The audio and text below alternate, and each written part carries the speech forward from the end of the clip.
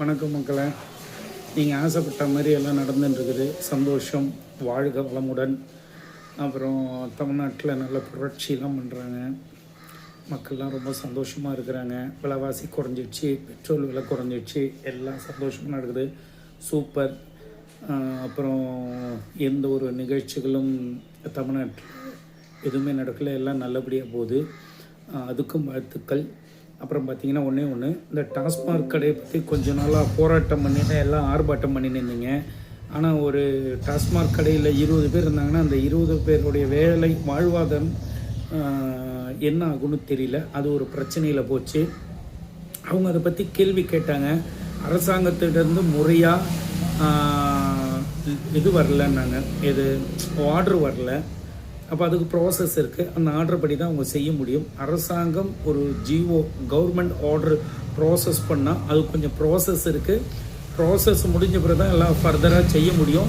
தயவு செஞ்சு அரசியல் அறிவுடையவர்கள் புரிஞ்சுக்கங்க. அரசியல் அறிவில்லாதவர்கள் ஜிஓன்னா என்னன்னு ஒன்று தெரிஞ்சுக்கங்க. உங்களுக்கு போய் கேட்க முடியல, பார்க்க முடியல, உங்கள்கிட்ட கூகுள் இருக்குது, அடித்து பாருங்கள். அதுக்கு ஒரு ப்ராசஸ் இருக்குது. அந்த ப்ராசஸ் முடிஞ்ச உடனே தான் இந்த டாஸ்மாக் கடைகளை மூட முடியும். டாஸ்மாக் கடைகளை மூடுறோன்னு சொல்லிட்டு டாஸ்மார்க் சங்கமே சொல்லியிருக்கு. நீங்கள் என்ன 717 மூடுறது, நாங்கள் 4628 டாஸ்மாக் கடைகளும் மொத்தமாக மூடுறோம், எங்களுக்கு வாழ்வாதாரத்தை சரி பண்ணி கொடுங்க. ஒரு கடையில் 12,000 ரூபா, 10,000 ரூபா, 15,000 ரூபா, 19,000 ரூபா, மீன்ஸ் 20,000 ரூபான்னு வச்சுங்க. இப்படி சம்பளம் வாங்குறவங்க இருக்கிறாங்க. அப்போ அவங்களுடைய குடும்பம் சாப்பாட்டுக்கு என்ன பண்ணும், அவங்களுடைய குடும்பம் வாடகைக்கு என்ன பண்ணும், கரண்ட்டு பில் எப்படி அடைக்கிறது, அவங்களே பார்க்கணும். குடிமகன் குடிச்சு சீரழிகிறான், அதை நான் கரெக்டுன்னு நியாயப்படுத்தவில்லை.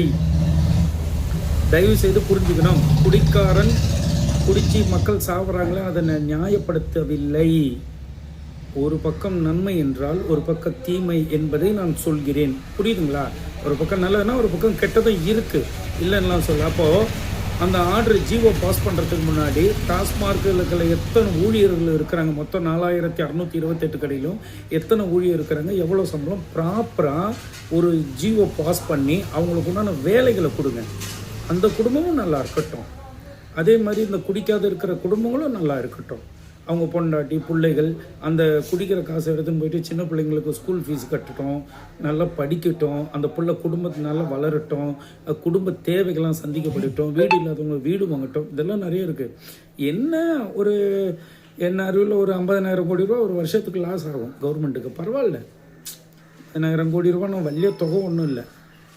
30% கட் பண்ணிக்கிறதுனா